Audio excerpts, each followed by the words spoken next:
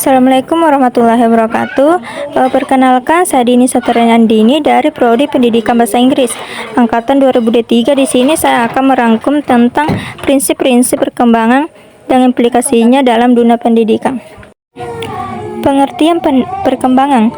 Perkembangan adalah proses perubahan yang terjadi sepanjang kehidupan manusia yang mencangkup aspek fisik, kognitif, sosial, dan emosional. Dalam konteks pendidikan itu, memahami perkembangan peserta didik itu sangat penting agar metode pembelajaran yang dapat disesuaikan dengan kebutuhan mereka. Adapun prinsip perkembangan, yaitu perkembangan bersifat seumur hidup. Contoh, perubahan terjadi dari bayi hingga dewasa, bukan hanya pada masa anak-anak. Berarti bahwa perubahan terjadi secara terus-menerus dari bayi hingga dewasa.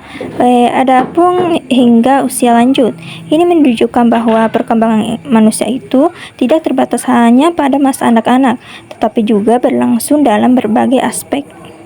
Yang kedua itu, setiap individu berkembang dengan kecepatan berbeda.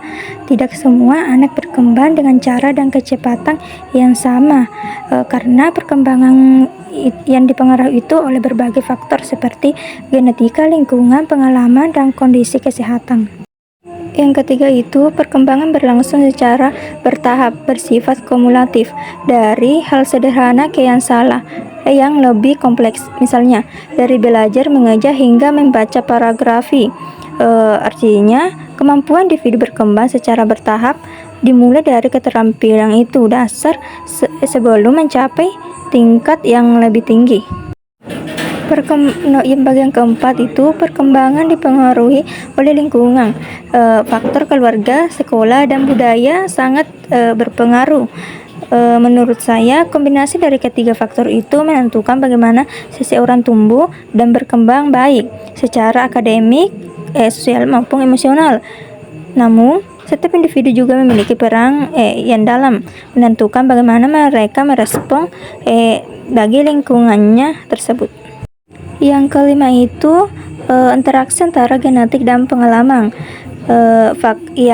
Contohnya faktor bawaan, genetik, dan pengalaman hidup seperti lingkungan bekerja sama dalam membentuk perkembangan individu.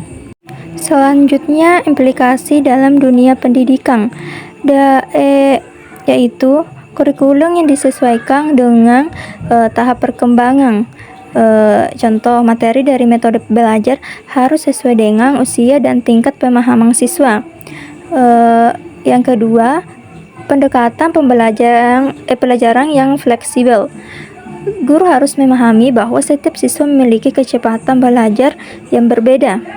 Yang ketiga, lingkungan belajar yang mendukung.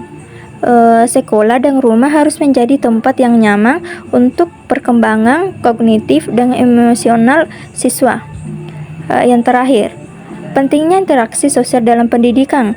Siswa belajar lebih efektif melalui diskusi, kerja kelompok, dan praktik langsung. Adapun kesimpulannya, yaitu perkembangan manusia merupakan proses yang terjadi sepanjang hidup dan dipengaruhi oleh berbagai faktor seperti lingkungan, genetik, dan pengalaman. Oleh karena itu, pendidik harus memahami prinsip-prinsip perkembangan agar dapat menerapkan metode pembelajaran yang sesuai dengan kebutuhan peserta didik. Dengan menyesuaikan pendidikan berdasarkan tahap perkembangan siswa, proses pembelajaran akan menjadi lebih efektif, menyenangkan, dan mendukung perkembangan optimal peserta didik. Baik, itu saja yang saya paparkan dari materi tersebut. Terima kasih. Wassalamualaikum warahmatullahi wabarakatuh.